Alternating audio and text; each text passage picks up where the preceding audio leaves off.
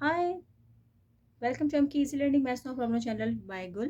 Today we are going to solve our exercise 6.4. अपने previous lecture में मैंने 6.3 जो है उसको complete कर दिया था grade 8 का, और आज हम करेंगे 6.4 जो कि नई exercise है।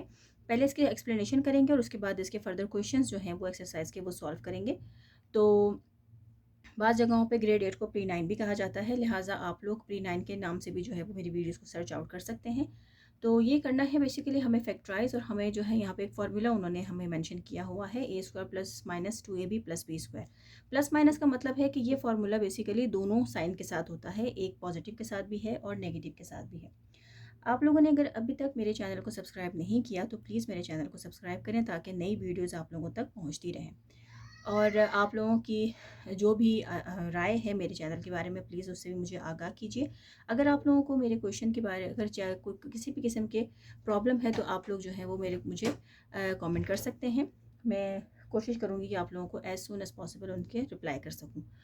और और अगर अभी तक आप लोग जो हैं मेरी वीडियोस आप लोगों तक नहीं पहुंच रही हैं, आप लोग सर्च आउट नहीं कर पा रहे हैं, तो आप लोग यूट्यूब चैनल पर जाके सर्च बटन पे आप लोग टाइप करेंगे ग्रेड 8 एक्सरसाइज 6.4 क्वेश्चन नंबर 1 2 3, तो आप लोगों को मेरी वीडियोस सामने आ जाएंगी। लेकिन फिर भी अगर आप लोगों को ना मिलें तो आप लोग मेरे वीडियोस मेरे चैनल के नाम MK easy learning maths no problem by गुल के नाम से भी सर्च आउट कर सकते हैं। तो चलें जी, स्टार्ट करते हैं अपनी एक्सरसाइज 6.4। 6.4 को स्टार्ट करने से पहले मैं थोड़ा सा इसका एक्सप्लेनेशन दूंगी। तो 6.4 मैंने यहाँ पे लिख दिया है, यहाँ पे मैं लिख देती हूँ एक्सप्लेनेशन, ताकि स्टूडेंट्स जो हैं वो बिल्कुल भी इसमें परेशान ना हो कि ये कौन सा क्वेश्चन है। अब एक्सप्लेनेशन में जो है मैं आप लोगों को ये बता रही थी कि यहाँ पे हमें दो जो है फार्मूलाज उन्होंने दिए हुए हैं, पॉजिटिव और नेगेटिव के साथ। ये आप लोगों को मालूम है, हमने प्रीवियस भी कुछ लेक्चर्स में ये क्वेश्चन आंसर्स इस फार्मूला के मुताबिक सॉल्व किए हैं। तो अब मैं आप लोगों को ये बताऊँगी एक एग्ज़ाम्पल की मदद से। एग्ज़ाम्पल्स आप लोगों के लिए बहुत इंपॉर्टेंट है इस वजह से क्योंकि आप लोगों के एग्ज़ाम्स में समटाइम्स वो एग्ज़ाम्पल्स में से क्वेश्चन दे देते हैं, लिहाजा आप लोगों ने क्वेश्चंस अपने एग्ज़ाम्पल्स को बिल्कुल भी आप लोग नेगलेक्ट नहीं करेंगे। तो उसको भी प्रैक्टिस में रखिएगा क्योंकि कुछ क्वेश्चंस उसमें से भी आते हैं। इसी तरीके से जो दूसरे स्टूडेंट्स हैं दूसरे ग्रेड्स के हैं, उनके अगर MCQs हैं तो उसमें से भी क्वेश्चन आते हैं, क्योंकि आप लोगों के पेपर MCQs टाइप के ही बनते हैं। लिहाजा आप लोग इन चीज़ों को जो है वो माइंड में रखिएगा। तो चलें, अगर हम देखें अपने इस फार्मूले को और अपने इस क्वेश्चन को देखें, तो ये जो क्वेश्चन हमें एग्जाम्पल है बेसिकली ये, तो ये एग्जाम्पल का जो क्वेश्चन है, अगर हम इसको देखें और हम अपने फार्मूले को देखें तो हमें ये रिजेम्बलेंस है इन दोनों में।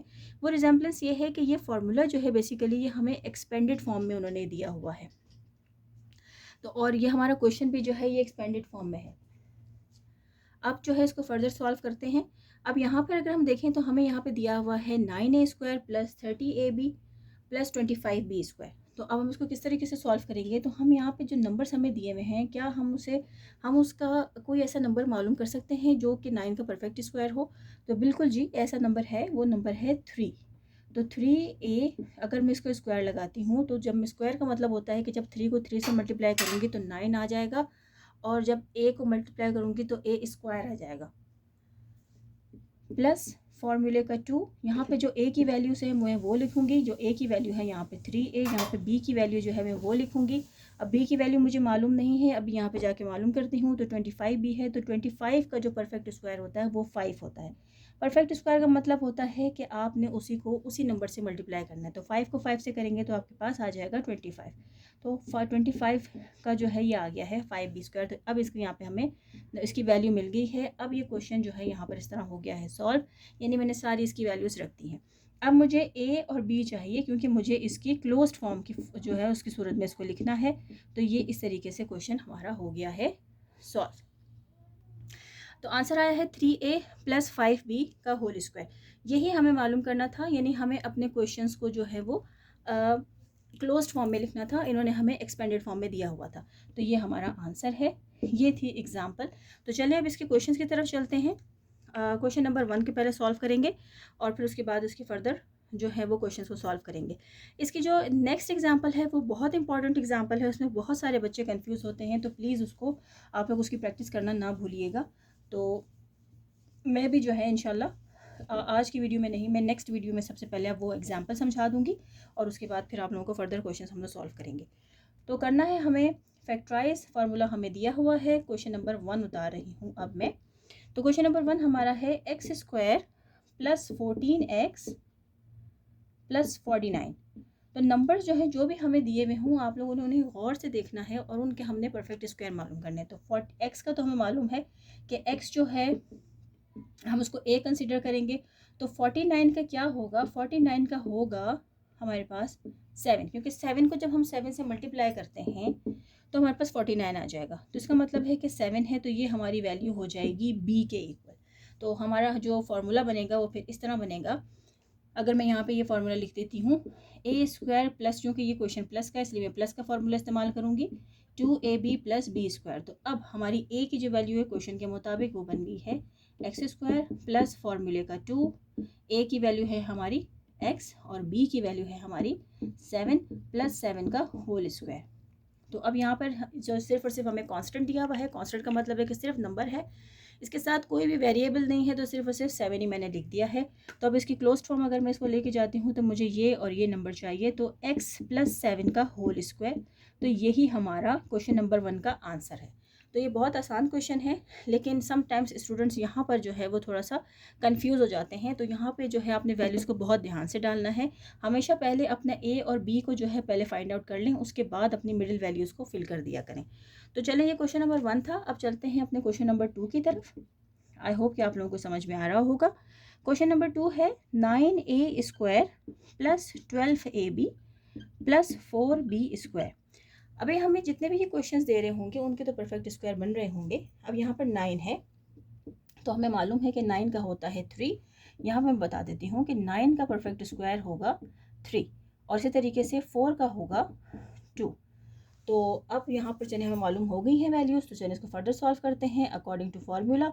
तो यहाँ पर मैं लिखूँगी 3 और यहाँ पे साथ में इसका वेरिएबल भी है, तो स्क्वायर प्लस 2 फार्मूले का, ए की वैल्यू बी की वैल्यू, अब यहाँ पर मुझे इसको ज़रा इरेज करना पड़ेगा, बी की वैल्यू प्लस बी की वैल्यू का होल स्क्वायर। अब बी की वैल्यू क्या है 2b, तो यहाँ पे ए की है हमारे पास 3a, यहाँ पे बी है हमारे पास 2b।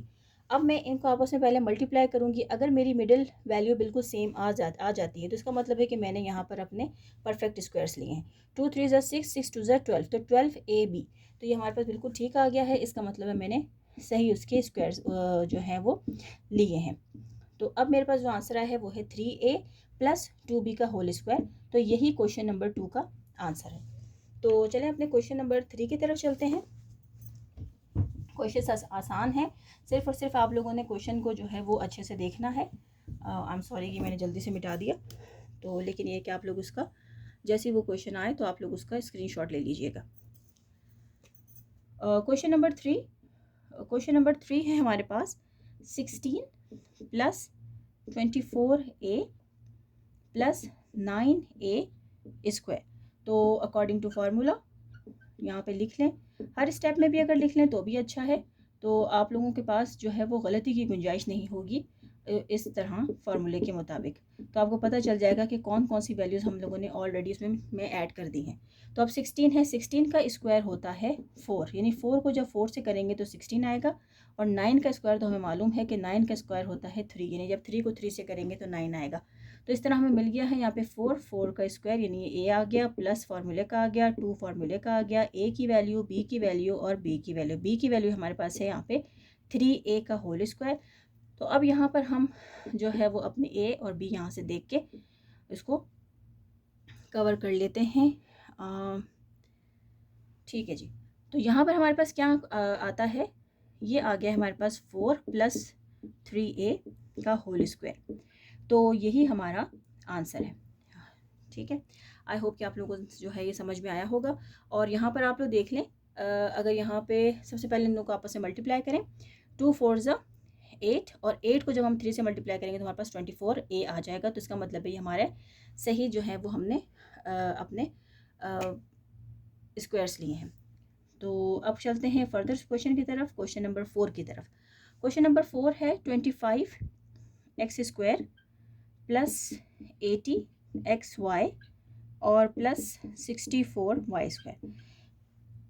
इन क्वेश्चन को सॉल्व करने से पहले मैं सिर्फ आप लोगों से ये कहूँगी कि आप लोग अभी तक, चूँकि हमने काफ़ी सारी एक्सरसाइज अभी कर ली हैं, और अभी तक जितनी भी हो रही हैं वो सारी स्क्वायर के मुताबिक ही चल रही हैं।